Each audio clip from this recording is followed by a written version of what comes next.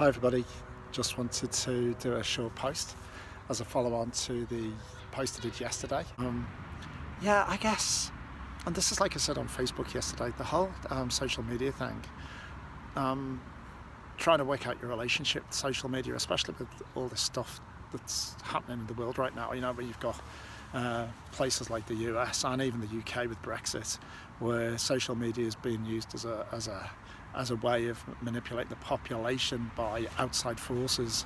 There's this whole discussion about how healthy is social media, and then apart from that, you've got this whole thing where potentially people are going on social media to make their lives look really exciting and happy, but behind the scenes they're desperately unhappy. So I get all that, but for me, social media is a way to be creative, and Galen, myself, the kids, we're all quite creative people in different ways. And so for me, like blogging, I've had a blog for a couple of years, hasn't been active now for probably about 2 years. I did it consistently for a couple of years, but then it was very cathartic. I got a lot of things out that I wanted to get out.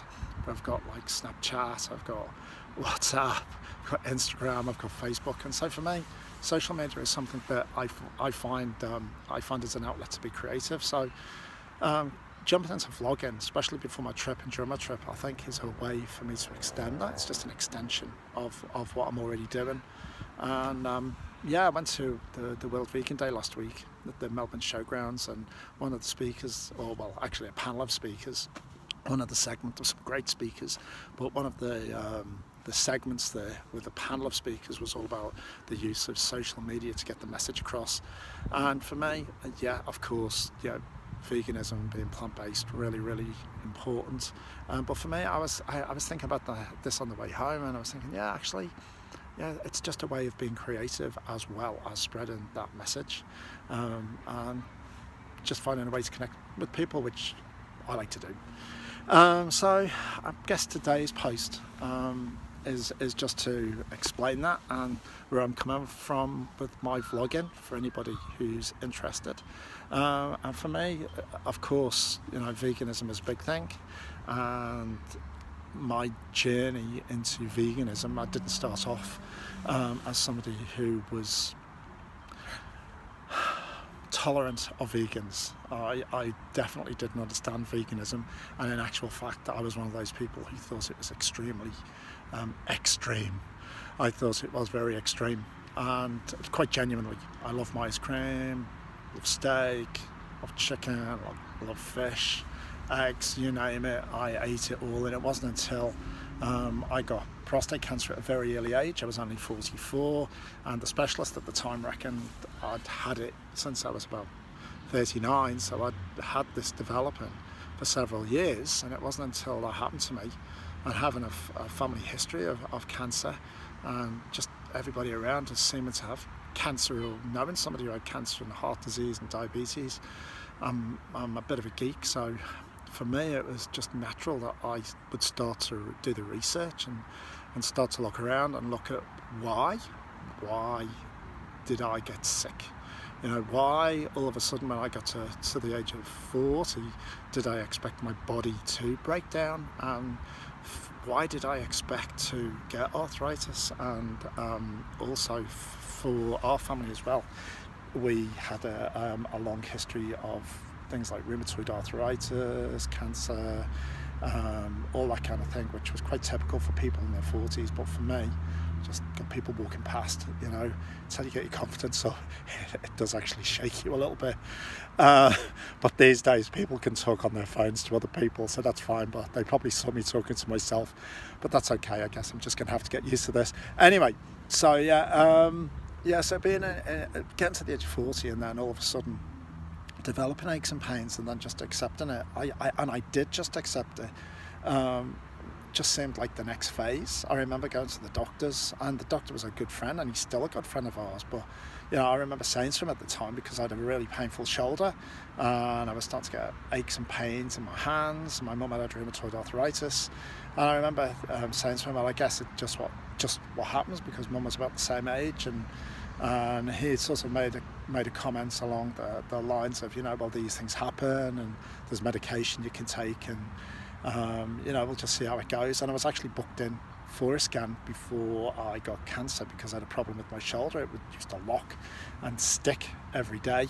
I used to have to sort of, see if I can hold the camera and show, but I used to have to sort of do this when I woke up in the morning, sort of do this and lift it that way to get it mobile, and that had been going on for months and it was a real pain.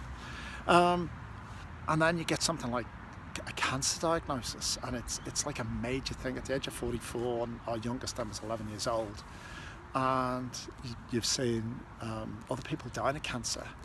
My wife's sister, who very, very sadly last year passed away eventually from breast cancer, and our best friend at the time, a family friend, he was like an older brother to me, and I lived next door to us, watching him have the same cancer that I had.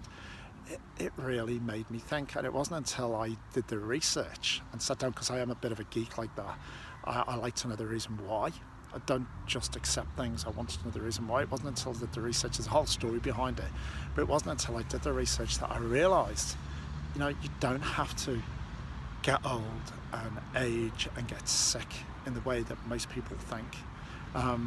Went to a function about 3 nights ago with work, and it was really cool. There was about 200 people there, and as usual, I did the rounds. I like to talk to people, and I forced myself out of my comfort zone, and I made sure that I was speaking to a whole variety of people. But I was talking to one guy who told me about his grandfather who died of prostate cancer.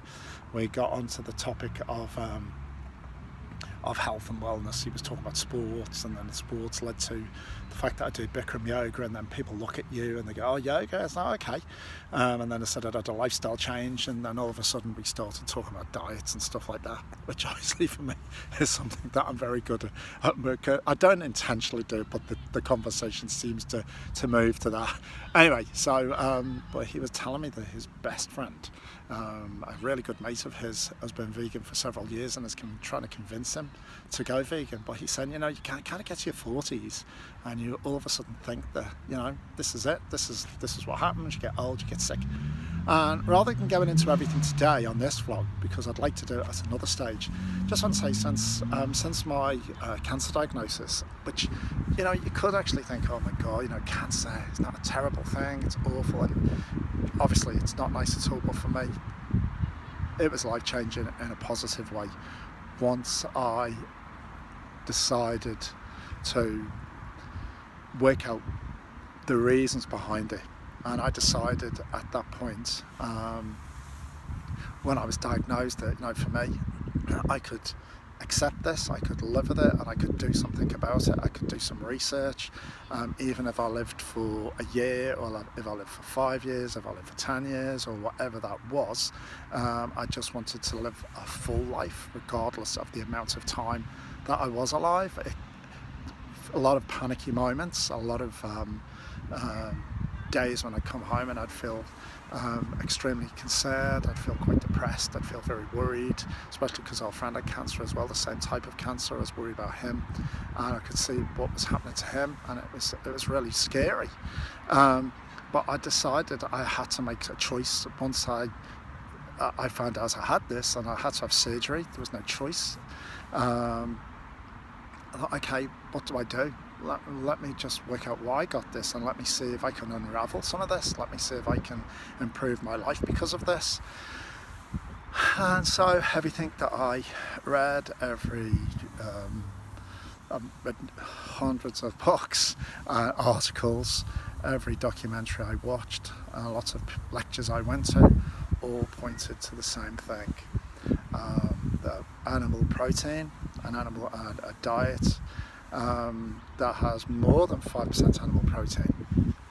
I'm switched on a lot of those key markers for what we call diseases of affluence in the West, which is what are the main killers. Heart disease, cancer, diabetes, all of these things. And so for me, it just seemed like a no-brainer to have an open mind and to try these things out, much against my family's wishes. They were just dead set against it when I went plant-based, and our friends were too. They just didn't think it was a good idea, especially because I was waiting to go for surgery, for what was going to be major surgery. And for me, I just wanted to experiment. I thought, well, what have I got to lose? These books are all telling me the same thing. and watching these documentaries about how it can help, and yeah, it did. That's all I can say. It did. It really did make a difference. The first thing that happened was I lost weight.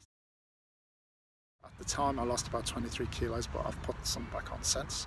And like I said earlier, one of the things that I did have an issue with was very achy, stiff joints, and one of the first things that happened to me was I didn't do it for any other reason apart from trying to maximise my chances when I developed prostate cancer. But one of the first things that happened was probably about 6 weeks into that change of diet and cutting out milk, cutting out dairy, cutting out cheese, cutting out all of those things I'd eat typically, chicken and fish, and having a purely vegan diet. Although I will point out that there was a point in the future for a very short while where I thought about introducing animal protein back in, but very quickly had a change of heart. But anyway, at that point where I was just totally plant-based, apart from losing weight, all of a sudden my mobility changed. I had a couple of bumps and lumps in my fingers that disappeared, my shoulder got well, my sinuses, which had been blocked from the age of 17, unblocked. I could breathe through my nose again. The allergies went away, and that was just the start of it. And there was me thinking in my 40s that I would just have to accept the fact that I was aging and these things were just a part of life, but they weren't. Since then, if you ask my family, if you ask my kids, what I've been doing, well, I've been extremely active. I like to run, I like to do yoga. I haven't been running as much lately, like I said in the vlog yesterday, but I can, and I enjoy it and I love it. I've done a half marathon. In fact, I've done a couple of half marathons because I didn't actually enter them. I just ran them anyway because I love running, because I do lots of thinking when I'm running. But I love my yoga, and in fact my life is fuller and I'm fitter now at 53 than I was in my 20s, and that to me is a testimony to a plant-based diet. I mean, look, vegan, plant-based, I didn't start out being vegan. I did the change, and I made the change for very selfish reasons which are related to health. But yeah, definitely over time it started to become more about the planet. It's started to become more about the animals, and I think once you allow yourself to start to think differently and to do things differently in terms of what you eat and what you take into your body, then because of course when you're eating those foods, when you're eating chicken and when you're eating fish, I mean, for me, I didn't make the connection. I didn't think about the fact that they had been living sentient beings. But once I was able to disengage and start thinking about things differently, then I started to make some changes in terms of how I saw myself, and I thought, well, actually, it is better for the planet, it is better for the environment. Somebody's just walking past again, and it's they just keep staring at me, looking at myself on the phone. But anyway, so there you go. So so once I disengaged from the fact that how can I put it? Before it was like meat and fish. I didn't think about cows. I didn't think about lambs being alive. But once you actually stop eating meat and you start thinking, actually, yeah, I was eating the corpse of an animal, and that does seem very unnatural and it does seem weird, then of course, the reasons why you change also change, So yeah, that's today. That's a few thoughts that I'll expand on today. But beautiful day, beautiful park. I'll just see if I can turn it around so you can actually see. Hang on a minute. Let me see if I can do this without switching the whole thing off. Yeah, it's so sunny I can't actually see the flick switch to flick it around. But anyway, I'll turn it around.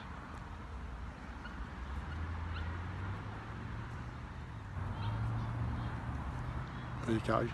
Coco, where's Coco? Coco, oh look, hey, where are you? Yeah, he's just sitting there, he's having a nice time. I think I'm sunburnt. That's going to be lots of fun, isn't it, tonight when I go home? Anyway, alright, catch you, try and do another one tomorrow. See you.